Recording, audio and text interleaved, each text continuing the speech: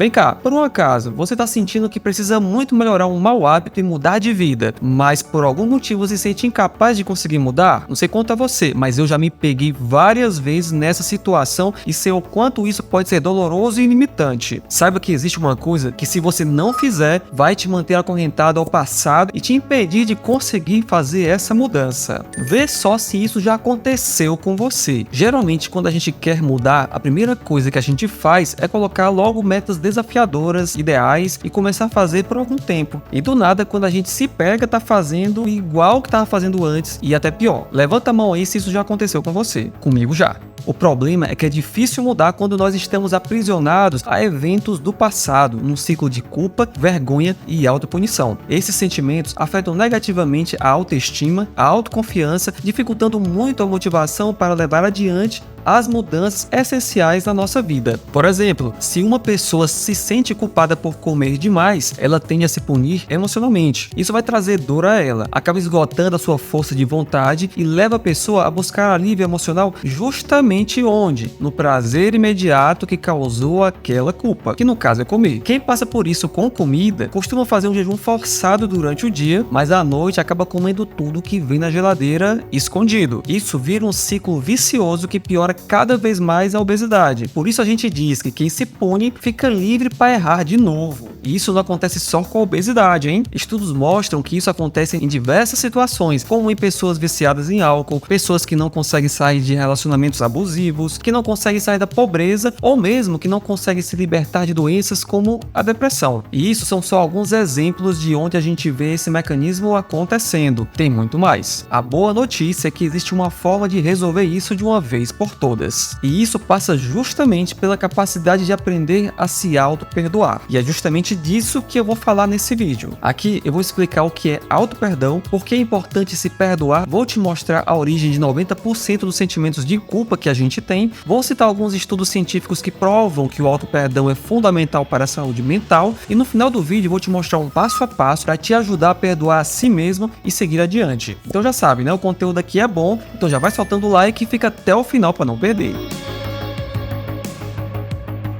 O que é o auto-perdão? O auto-perdão é a habilidade de perdoar a si mesmo pelos erros do passado, que nós cometemos ou não. Ele é fundamental para manter a nossa saúde mental durante a vida, pois permite que a gente deixe o passado onde ele deve ficar e cuidemos de focar nos desafios presentes e futuros da nossa vida. E os benefícios de exercitar o auto-perdão vão muito além de ter uma vida próspera. Se você ainda tem dúvida disso, eu selecionei alguns estudos que comprovam tudo que eu estou te dizendo aqui.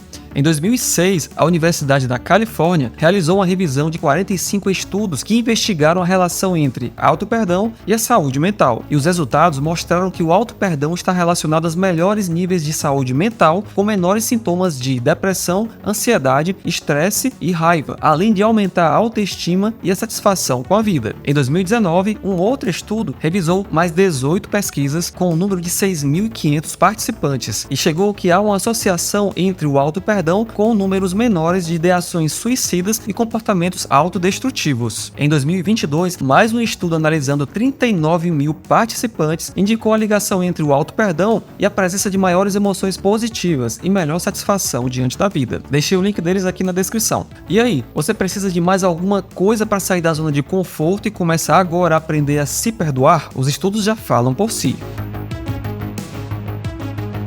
Para entender a importância do auto-perdão, precisamos compreender como a falta dele nos afeta negativamente. Quando carregamos sentimentos de culpa, vergonha, remorso por coisas que fizemos ou deixamos de fazer, essas emoções frequentemente impactam a nossa autoestima, autoconfiança e até mesmo a nossa saúde mental. Facilmente nos tornamos presos em pensamentos negativos e autocríticas, o que acaba esgotando a força de vontade e impedindo a gente de focar naquilo que realmente importa, a nossa mudança. Além disso, esses sentimentos pode nos levar a um ciclo cada vez maior de autopunição que pode gerar diversas doenças físicas e mentais. Mas olha, eu sei que você está pensando agora mesmo, se eu me perdoar, eu vou acabar me acomodando e não vou conseguir mais mudar, né? Adivinhei? Mas se você está pensando isso, talvez você não saiba a diferença entre culpa e a autorresponsabilidade. Vou te falar aqui.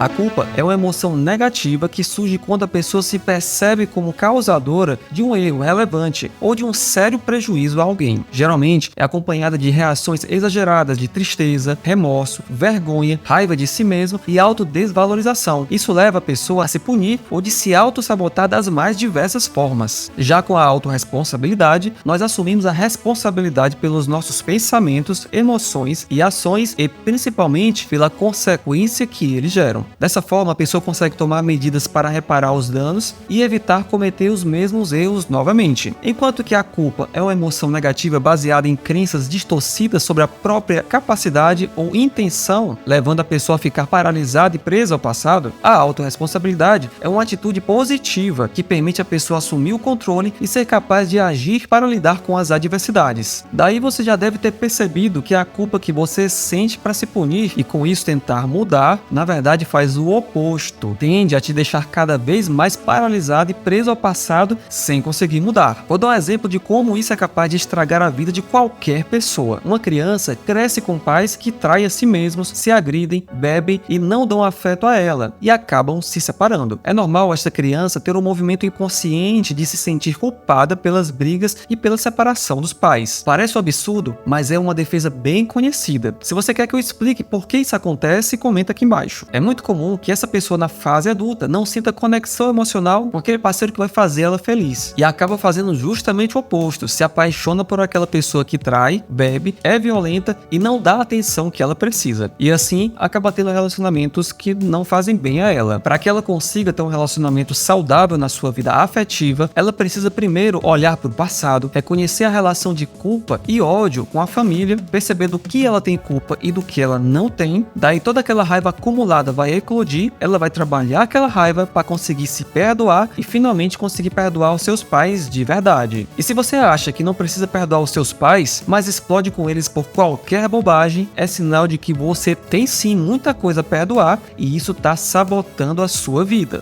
Quando a pessoa realiza esse processo de perdão e auto-perdão, surge uma paz incrível que transborda e preenche aquele vazio interior que ela tentava preencher com as coisas erradas. Aí é restabelecida uma forte conexão consigo mesmo, melhorando a autoestima e a confiança. No autoconhecimento, não tem isso de atalho, jeitinho ou fórmula mágica. A gente precisa arregaçar as mangas e fazer o que é preciso para aprender as lições e não cometer os mesmos erros. Por isso é importante buscar o acompanhamento psicológico antes de chegar à exaustão emocional. Infelizmente, a maioria das pessoas deixa o tratamento como último recurso e aí resta pouco pra gente fazer, além de ajudar a pessoa a recuperar um pouco do fôlego de viver. Mas sabe o que é pior? Acontece muito de quando a pessoa começa a recuperar esse fôlego, já acha que tá na hora de sair do tratamento e receber alta sem resolver a causa do problema. Aí vai vir a recaída, piora, outros transtornos podem surgir, afinal a causa não foi resolvida. Se você quer mesmo resolver o problema, siga firme durante todo o tratamento. No final, vai valer muito a pena. E não só para você, também para as pessoas que você ama. Se você não passar esse ciclo para os seus filhos, você vai estar encerrando uma verdadeira maldição que pode assolar a felicidade da sua família por gerações, como talvez já venha assolando. O auto-perdão é um processo contínuo que não deveria, mas requer muita dedicação. Para entender por que precisamos fazer tanto esforço para perdoar nós mesmos, precisamos entender primeiro por que nos culpamos tanto.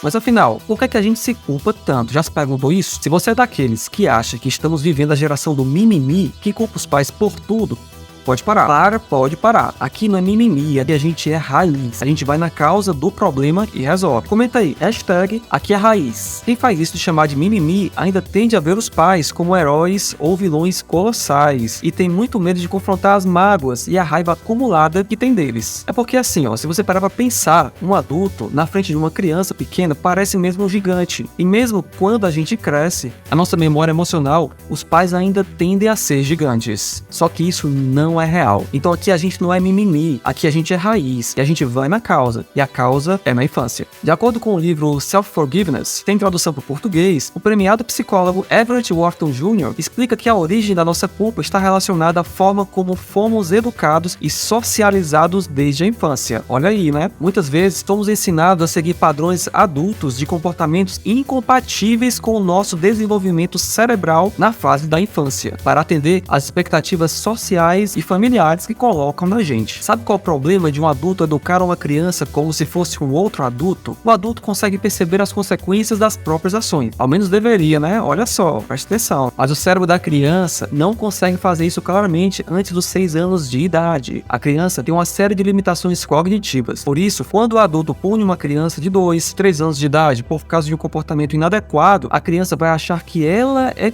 inadequada, que tem algo errado com ela, que ela não é boa e passa a sentir vergonha, culpa e odiar secretamente a si mesma, quando na verdade ela só estava fazendo uma coisa de criança normal. Criança cutuca, faz birra, não quer comer, não para quieta. Isso é normal, gente. Isso é coisa que toda criança saudável faz. Afinal, ela está conhecendo o mundo e também tem que lidar com muita coisa, inclusive com o próprio corpo em transformação, o que é bem difícil. E olha só, tem vários sintomas de pessoas que passaram a odiar a si mesmas por causa desse problema na infância. Quer saber? Por exemplo, pessoas que tendem a evitar atividades sociais e se distanciar da família, pessoas com baixa autoestima, pessoas perfeccionistas, pessoas que cobram demais, pessoas com comportamentos autodestrutivos como abuso por álcool ou drogas. Agora eu te pergunto, como é que você quer se livrar dos comportamentos ruins e mudar para ter uma vida melhor se você está carregando essa culpa toda dentro de si mesmo, que te amarra justamente ao passado? É muito difícil mudar assim, e quem consegue mudar desse jeito é uma mudança que vem com gosto amargo para si e também para os outros. Por exemplo, uma pessoa que consegue mudar e sai da pobreza, enriquecendo sem perdoar a si mesma, pode manifestar distanciamento emocional, ser super controladora, ter compulsão pelo trabalho, abandonando a vida pessoal, ser extremamente exigente e insensível com os outros e com as limitações dos outros, e gerar uma família extremamente infeliz e traumatizada que acaba dando troco nele de alguma forma bem desagradável depois. Quantos casos a gente não conhece assim, né? E o ciclo de maldição se propaga indefinidamente. Você entende por que eu falo que é uma verdadeira maldição, né? E é o ciclo que a gente quer quebrar aqui. Hashtag aqui a raiz, ó. Você comenta aí. Agora eu vou te dar o passo a passo de como praticar o auto-perdão. O primeiro passo para praticar o auto-perdão é enxergar toda a situação que causou a culpa da forma mais real possível, admitir e assumir a responsabilidade que lhe cabe, e a que não lhe cabe você deixar para lá. Mesmo que venha sentimentos exagerados, foque no acontecimento e nas consequências reais. Você vai ver que a realidade costuma ser bem mais leve do que sua reação emocional exagerada faz parecer. E também é importante reconhecer que o erro já é uma parte do passado que não pode mais ser mudado, mas que sim, dá para mudar a sua relação com esse erro, tornando ele uma oportunidade para melhorar. O segundo passo é sentir as emoções associadas ao erro, como a dor, a tristeza e a raiva. É importante permitir-se sentir essas emoções para poder processá-las e eventualmente liberá-las. Existe a tentação de tentar negar e ignorar as próprias emoções. Todo movimento que você faz para abafar uma emoção vai causar uma pressão que vai fazer você agir irracionalmente depois, sabotando seus relacionamentos e deixando a sua vida muito mais infeliz. Para te ajudar, você pode fazer o seguinte: escrever o sentimento, conversar com um amigo de confiança que saiba ouvir, ou mesmo buscar um terapeuta. Tudo isso vai ajudar você a lidar com emoções fortes e aprender a se conectar consigo mesmo de uma forma muito mais saudável. O terceiro passo é refletir sobre o que você aprendeu com o erro. Tente reparar o que for possível e tomar o erro como aprendizado para se tornar uma pessoa mais forte e não errar novamente no futuro. Para isso, você pode fazer uma lista das coisas que você aprendeu com a situação, anotar o que você pode fazer para evitar situações semelhantes no futuro, ou mesmo definir como você deve se comportar de forma diferente da próxima vez. O quarto passo é aceitar que você é apenas um ser humano naturalmente imperfeito. Bem-vindo ao mundo real. Você erra, todo mundo erra. Inclusive, os mais bem-sucedidos são aqueles que mais erraram. Exercitando a tolerância consigo mesmo, busque se amar e cultivar bons sentimentos sobre você, independentemente do erro que você cometeu. Para te ajudar, você pode fazer uma lista com características positivas sobre você, adotar uma atitude de agradecer a oportunidade do aprendizado toda vez que você comete um erro e cuidar de si mesmo de forma mais saudável. O quinto passo é se comprometer a mudar o comportamento e a tomar medidas concretas para alcançar esse fim. Você pode fazer um pequeno plano de ação, definindo metas realistas e alcançáveis para reparar os danos e mudar a forma de pensar que te levou a cometer o erro. Cuidado para não colocar metas idealizadas como forma de punição. Seja gentil consigo mesmo. É muito pior você começar a fazer e depois ter a decepção de não conseguir terminar. Se você tem dificuldades de cumprir suas metas, coloque metas super fáceis. Mais importa viver devagar do que morrer parado. Depois de fazer tudo isso, é hora de se perdoar. Você já fez o que pôde, a balança já está equilibrada. Agora, finalmente, você conseguirá se perdoar e não sentir mais culpa. Deixe o passado no passado e foque em seguir adiante. Aprendendo o auto-perdão, você será capaz de finalmente tolerar melhor o erro dos outros e também superar mais facilmente os padrões negativos de comportamento que te impedem de mudar. Isso irá te trazer uma vida muito mais leve e saudável, ter sucesso nos relacionamentos, seja no amor ou no trabalho. Se você assistiu o vídeo até aqui e ele te ajudou de alguma forma, considere se inscrever e deixar um comentário contando se você acha que sente dificuldades em perdoar a si mesmo e aos outros. Se você quiser me ajudar na minha missão de estimular o autoconhecimento das pessoas, considere fazer uma doação. Agora olha só, você que tem vergonha de doar R$1 para um mendigo na rua, porque acha que é pouco, então doa 1 centavo, só para mostrar que esse vídeo ao menos te ajudou a pensar de uma forma diferente. Agora é sério, se você acha difícil doar 1 centavo, larga esse pensamento mesquinho de querer só para si mesmo. Esse é um dos caminhos também de você conseguir mudar e quebrar padrões. Afinal, como é que você quer quebrar ciclos repetitivos e evoluir na sua vida se você sente dificuldade até para doar aquilo que nem faz diferença para você? Me diz aí. Então bora mudar isso agora. Deixa o Pix na descrição. Essa quebra de padrões de comportamento ajuda a gente também a evoluir para se tornar pessoas melhores. Grande abraço e até o próximo vídeo.